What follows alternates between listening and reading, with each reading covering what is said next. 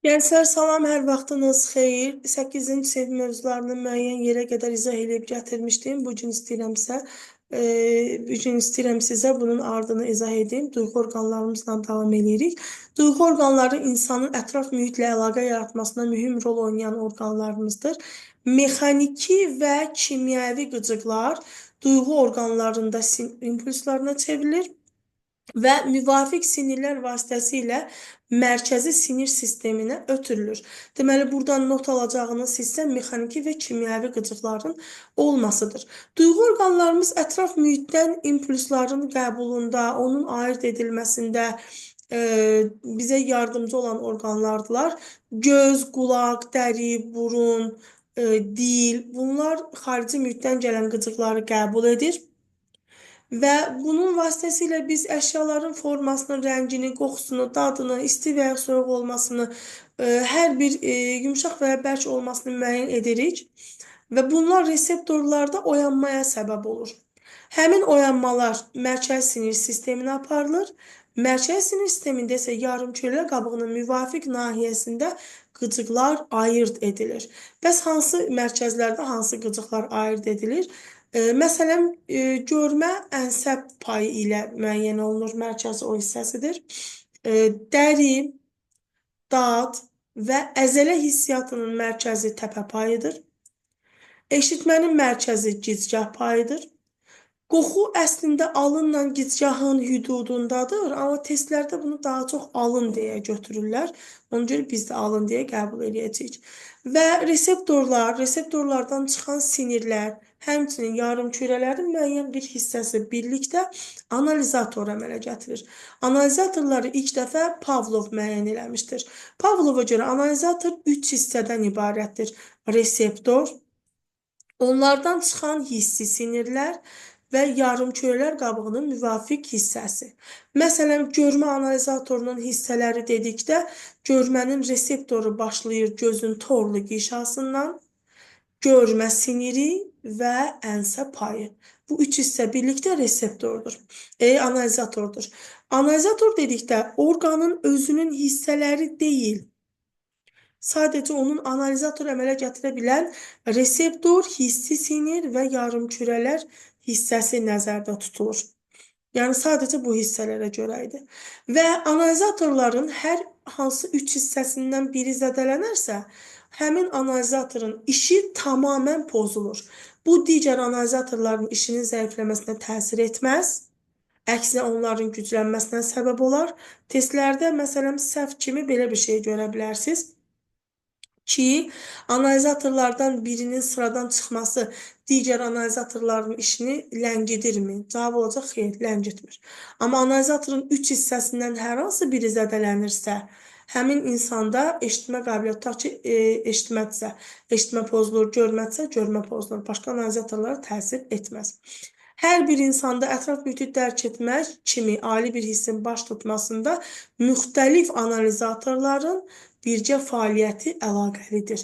Yəni, biz ətraf mühiti yalnız görməklə deyil, onu toxunaraq hiss etməklə, eşidərək duymaqla, qoxu və dadla da müəyyən etməliyik. Ona görə də hər üçü birlikdə fəaliyyət göstərər. Başlayacağımız orqan gözdür. Göz ilk dəfə gözün qara pigmentinə rast gəlirdik. Biz meduzalarda, çətirin kənarlarında qara pigmentlər var idi. Qara pigmentli gözlərə isə ilk dəfə biz Planaridə rast gəldik. Göz bəbəyi, göz billuru kalmarda meydana çıxmışdır. Onların gözünün quruluşu mürəkkəb idi. Mürəkkəb göz yox ha, mürəkkəb quruluşlu göz deyəcəkdik buna. Və daha sonra buğumayaqlılarda sadə və mürəkkəb gözlərə rast gəlirik ki, xərçənglərdə fasetli, cücülərdə fasetli, arıda həm sadə, həm fasetli, hörümçəklərdə isə sadəcə sadə gözlər var idi, 8 ədəd. Gözün quruluşuna baxdıqda, biz impulslarımızın çoxsunu, məlumatın çoxsunu görmə vasitəsilə, yəni 90% məlumatı görərək qavrayırıq. Ən mühüm duyğularımızdan biridir. İnsan gözü ibarətdir köməkçi aparat və göz almasından. Köməkçi aparata gözün qorunmasına xidmət edən orqanlar daxildir. Qaş, kirpik, göz yaşı vəzi, göz qapağı, göz almasını idarə edən, göz almasını göz yuvasına birləşdirən əzələlər. Bu əzələlərin mərkəzi demək beyin körpüsündə yerləşir. Çeynəmə, mimiki və göz almasını hərəkət etdirən əzələlər demişdik. Qaşlar alından gələn təri yanaqıdır. Kirpiklər göz tuz hissəciklərinin gözə düşməsinin qarşısını alırdı. Göz yaşı vəzi gözü isidir, nəmləndirir, qızdırır. Gözə düşmüş yad cisimcikləri yuyub çıxardırdı. Göz qapaqları gözü qurumaqdan qoruyurdu. İlk dəfə qurbağalarda Devonda yaranmışdı göz qapaqları, üç cütüydü. Balıqlar suda yaşayırlar, onların zaten göz qapağına ehtiyacı yoxdur. Buna görə də qurbağalarda Devonda göz qapaqları yarandı. Göz almasının özünə aiddir qişalar. Göz alması kəllənin göz yuvasında yerləşir və əzələlər vasitəsilə göz yuvası sümüklərinə birləşir. Əzələlər dedikdə bir gözü birləşdirən 6 əzələ var. Gözləri birləşdirən dedikdə 12 əzələ var. Bu əzələlərdən 2 dənəsi eninə əzələdir, üstdən örtən, altdan örtən.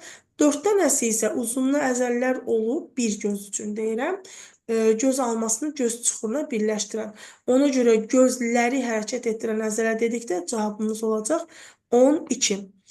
Göz aşağıdakı qişalardan təşkil olunmuşdur. Ağlı, buynuz, damarlı, güzehli, torlu qişalardan təşkil olunur. Gözü xaricdən örtən qişa ağlı qişadır. Ağlı qişa gözü xaricdən örtür və mühitin təsirindən qoruyur. Ağlı qişanın mühiti hissəsi, yəni çöldən gördüyümüz hissəsi adlanacaq buynuz qişa. Deməli, buynuz qişa ağlı qişanın davamıdır. İşıq şüalarını sərbəst buraxır və bir qədər də sındırır. Ağlı qişanın altında yerləşir damarlı qişa. Yəni, ağlı qişa üstdən örtdü, çöldən görsənən hissəsi də olacaq buynuz qişa.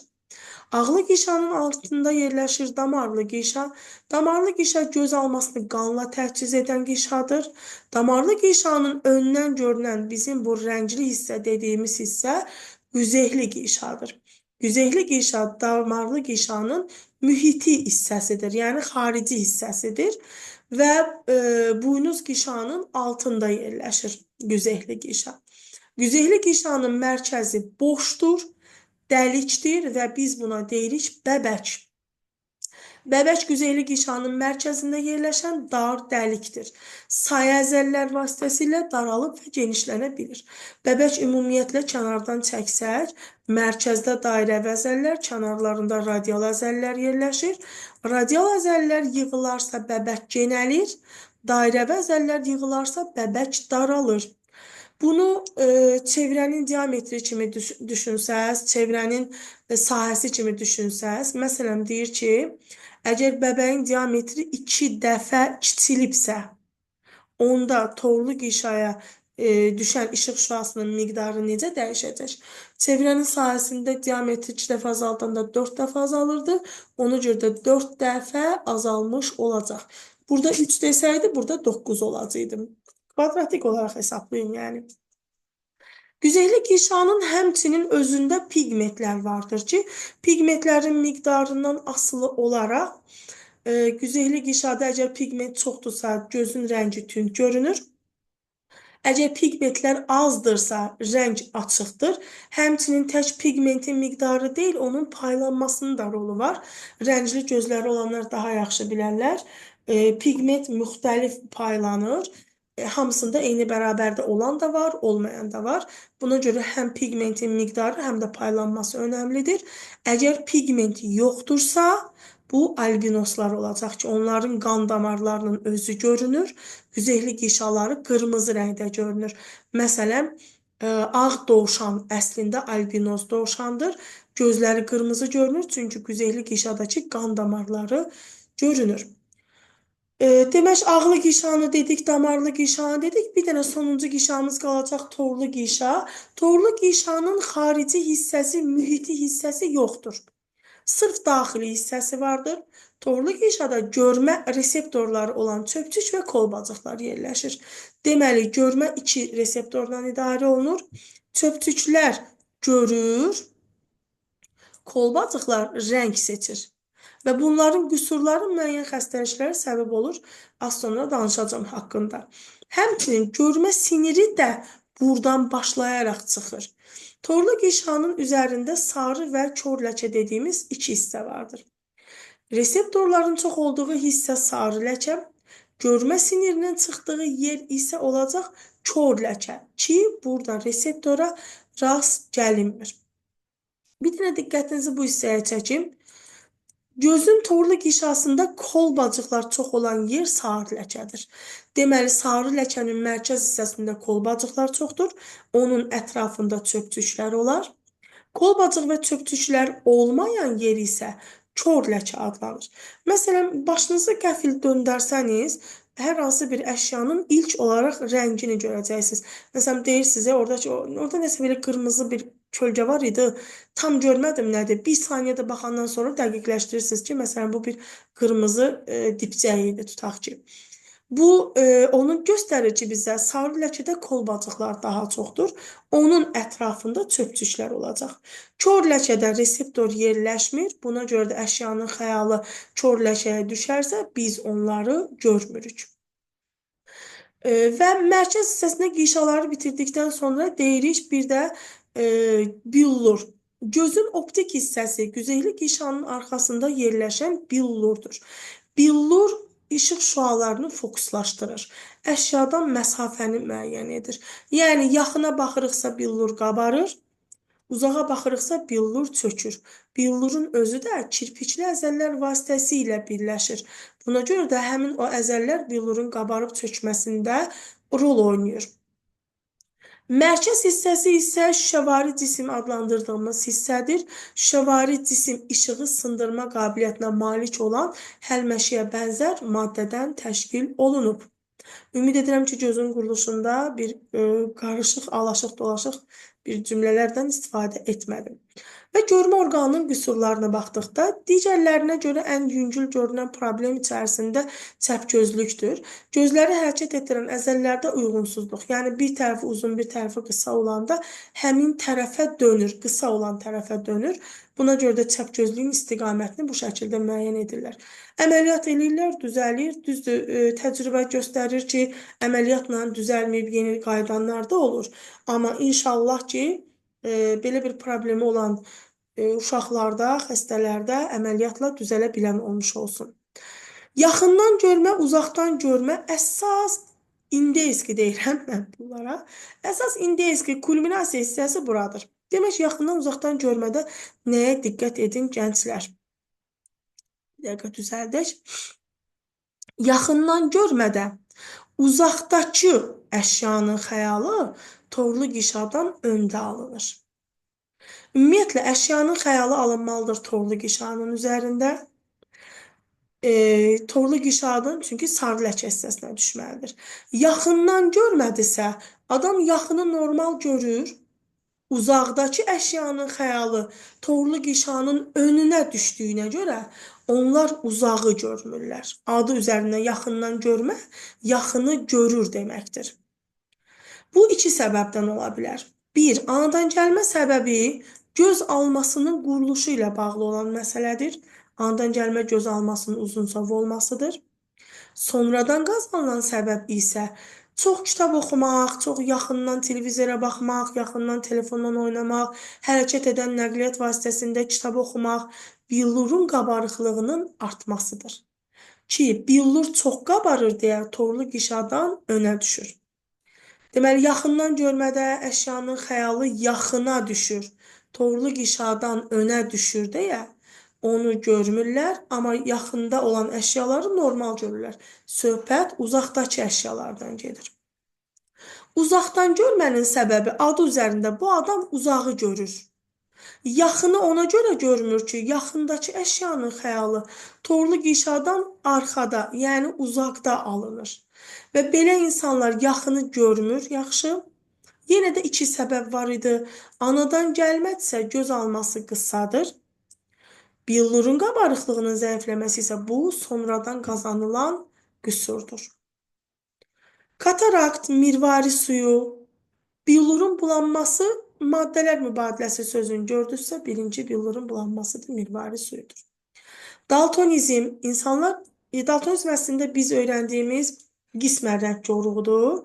Qırmızı və yaşıl rəngi seçə bilmirlər. kolbacıqlarda olan qüsurdur. Bayaqlar dedik ki, çöpçük və kolbacıqların qüsurları ayrı-ayrı xəstəliklərə gətirib çıxardır. Daltonizm X cinsi xromosomunda resessiv keçən irsi xəstəlikdir. 2023 qəbula düşmüşdü. Ya 22 idi, ya 23 idi, düz xatırlayıramsa. Və kolbacıqların fəaliyyətinin pozulması nəticəsindən qırmızı və yaşıl rəngi seçə bilmirlər. İrsən keçən xəstəlikdir. Toyuq korluğu həm A vitamini çatışmazlığından yarana bilər, çöpçüklərin funksiyasının zəifləməsi nəticəsində yarana bilir. Toyuqlar gecə görmürlər, gündüz onlar yaxşı görürlər. Buna görə adı belə adlanır. Toran işıqda görə bilməmək xəstəliyidir. Bu da çöpçüklərin funksiya pozulması. Çünki görməni təmin eləyir çöpçük, rəng seçməni kolbacıq. Ona görə ayrı-ayrı xəstəliklər deyəcəyik.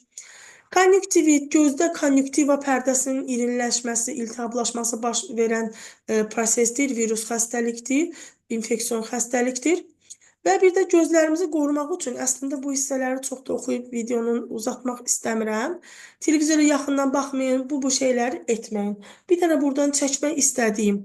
Göz alması qısa, göz alması uzun sov. Bir də göz alması normal, güya normaldır da bu. Əgər ki, əşyanın xəyalı torlu qişadan arxaya gedib düşübsə, bir ilə göstərdiyim problem anadan gəlmə uzaqdan görmədir. Torlu qişa buradadır, əşyanın xəyalı getdi düşdü arxaya. Bu insanlar qabarıq, toplayıcı, müsbət eynəkdən istifadə etməlidir ki, əşyanın xəyalını toplayıb geri gətirsin. Anadan gəlmə uzunsov olması isə torlu qişaya gedib çatmır xəyal.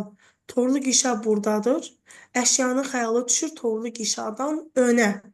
O zaman bu insanlar basıq, çökük və ya mənfi eynəkdən istifadə etməlidir ki, əşyanın xəyalını itələyib gətirib torlu qişanın üzərinə salsınlar.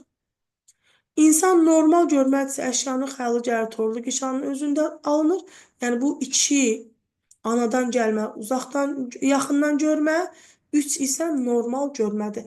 Belə bir şəkillər düşər və sizdən eynəkləri istəyə bilər. Ona görə də bunu burada qeyd etdim. Qulağa keçməyəcəm hələ ki, qulaq növbəti dərsin mövzusu olsun. Məndən bu qədər gənclər, sağ olun, sağlıqla.